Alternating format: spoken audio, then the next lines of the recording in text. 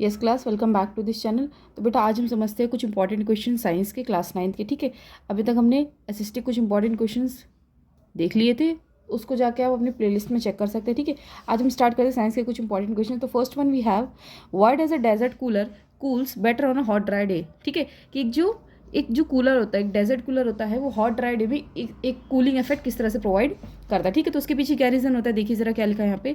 A desert cooler cools better on hot dry day because the higher temperature and the dryness of air increases the rate of evaporation of water in the cooler to cause cooling. ठीक है, कि जो बाहर इतनी ज़्यादा hot temperature, जो बाहर इतनी ज़्यादा गर्मी होती है ना, ठीक है, इतनी ज़्यादा ड्राइनेस होती है, उसकी वजह से क्या हो जाता है बेटा, रेट ऑफ इवापोरेशन। ठीक है, रेट ऑफ इवापोरेशन इंक्रीज हो जाता है कूलर में, जिसकी वजह से वो क्या प्रोवाइड करता है, कूलिंग इफेक्ट प्रोवाइड करता है। क्या प्रोवाइड करता है इसकी वजह से, वो एक कूलिंग इफेक्ट। इस वजह से जो कूलर होता है वो ठंडी हवा देता है। ठीक है, okay, then next we have a naphthalene ball disappear with the time without leaving any solid. की जो नैप्थलीन बॉल होती है वो डिसअपियर हो जाती है without leaving any kind of solid. जैसे किस तरह से वो हमसे क्वेश्चन पूछ रहे हैं, जैसे होता है धूपबत्ती।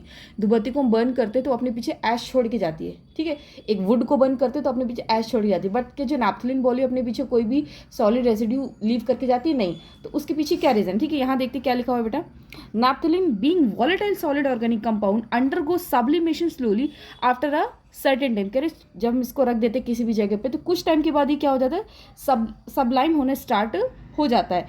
It sublimes fully forming naphthalene vapour. ठीक है, ये सबलाइम होकर क्या कर देता है, यानी कि ये जो सॉलिड होता है उस सॉलिड के थ्रू कुछ वेपर्स निकलते हैं, जिसको हम क्या बोलते हैं, नैप्थलीन वेपर्स। क्या बोलते हैं, naphthalene vapours which go into the air. अब देखो, अगर कोई भी वेपर की फॉर्म में, एयर की फॉर्म में, तो क्या हो जाएगा, ऑब्वियस सी बात है, वेपर्स की फॉर्म में तो एयर में जाकर डिजॉल्व हो जाता है। तो जिसकी वजह से जो नैप्थलीन बॉल्स है वो डिसअपियर हो जाती है विदाउट लिविंग एनी रेजिड्यू। ठीक है, नेक्स्ट बच्चे we have, how is prokaryotic is different from eukaryotic cell. ठीक है, प्रोक्राइटिक और यूक्राइटिक में क्या डिफरेंस है ये जानना है। तो प्रोक्राइटिक सेल क्या होते हैं बच्चे, ये जनरली स्मॉल इन साइज होते हैं।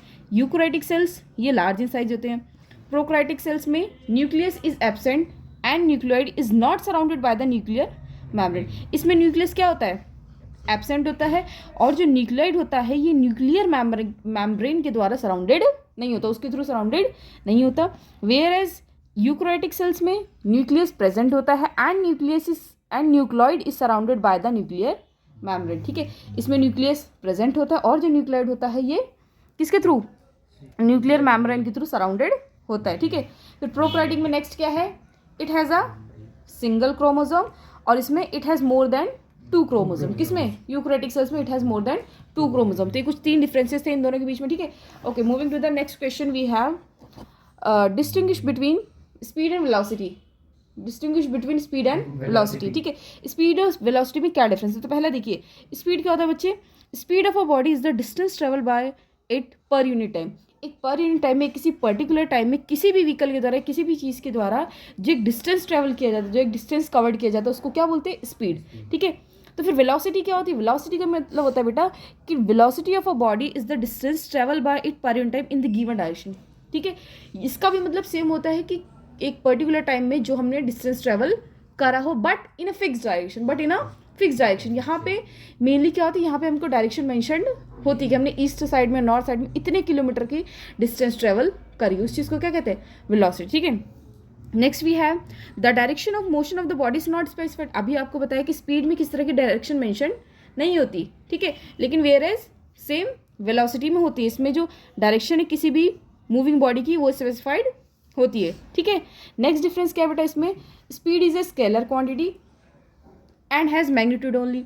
जो स्पीड है वो क्या होती है, एक तरीके की स्केलर क्वांटिटी, यानी कि अगर इसमें कोई डायरेक्शन नहीं दी है, इसका मतलब क्या, इसमें जितना भी हमने डिस्टेंस ट्रेवल करा है उसका मेजर दिया होगा कि हमने 20 किलोमीटर 10 किलोमीटर कितना डिस्टेंस ट्रेवल किया है, बट विदाउट डायरेक्शन। ठीक है, तो यहाँ पे क्या है, स्केलर क्वांटिटी होती है, यानी मैग्नीट्यूड बस होता है यहाँ पे। ठीक है, स्पीड डायरेक्शन नहीं होती। और वेलोसिटी में क्या है, velocity is the vector quantity and has both the magnitude and direction. कि वेलोसिटी में हम कितना डिस्टेंस ट्रेवल कर रहे हैं उस चीज़ का भी मेजर आएगा, प्लस किस डायरेक्शन में कंटिन्यू कर रहे हैं, किस डायरेक्शन में मूविंग बॉडी जा रही है वो भी मेंशनड होती है। Both the things are specified in the velocity. ठीक है, this 2 things are magnitude and direction. ठीक है, ओके, नेक्स्ट वी हैव कि व्हाट इज इनर्शिया। ठीक है, कि इनर्शिया क्या होता है। Inertia means, inertia is that property due to which a body resist change in state of rest और ऑफ यूनिफॉर्म मोशन। बच्चे इनर्शिया क्या होता है? इनर्शिया एक वो चीज़ होती है जो कोई भी मूविंग बॉडी गेन कर लेती है अपनी स्टेट को चेंज करने के लिए, अपनी स्टेट को चेंज करने के लिए। अब वो बॉडी चाहे रेस्ट पे रही हो, वो बॉडी चाहे मोशन में रही हो, अपने आप को चेंज करने के लिए जो कोई भी मूविंग बॉडी जो चीज़ गेन कर लेती है उसको हम क्या कहते हैं? इनर्शिया। एक ऐसी प्रॉपर्टी होती है जिसकी वजह से कोई भी मूविंग बॉडी या फिर वो बॉडी जो रेस्ट पे हो अपनी पोजीशन को क्या कर लेती है? चेंज कर ले, अपनी बॉडी को रेजिस्ट करती है। ठीक है, since mass is a measure of inertia of a body, so heavier object have more inertia than lighter object. क्या बोला है कि यहाँ पे जो इनर्शिया को मेजर करने का मेन जो हमारे पास होता है वो क्या होता है? किसी भी ऑब्जेक्ट का मास, किसी भी ऑब्जेक्ट का मास। तो ऑब्वियस सी बात है कि जो ऑब्जेक्ट्स हैवी होंगे, जो ऑब्जेक्ट्स हैवी होंगे उनका इनर्शिया ज़्यादा होगा, और जो ऑब्जेक्ट्स लाइटर होंगे उनका इनर्शिया कम होगा। क्योंकि यहाँ पे जो इनर्शिया को मेजर करने का जो हमारा पॉइंट है वो चीज़ क्या होती है? किसी भी चीज़ का मास, किसी भी बॉडी का मास, ठीक है, उसका मास कितना है। तो यानी कि जिसका मास ज़्यादा होगा उसका इनर्शिया ज़्यादा, जिसका मास कम उसका इनर्शिया कम। क्लियर इतना? ठीक है, this were the 5 question that we have learn today. ठीक, ये 5 क्वेश्चन आज हमने समझे हैं। नेक्स्ट क्लास में कुछ 5 क्वेश्चन और देखेंगे। ठीक है, till that keep learning, keep smiling, do like and subscribe the video.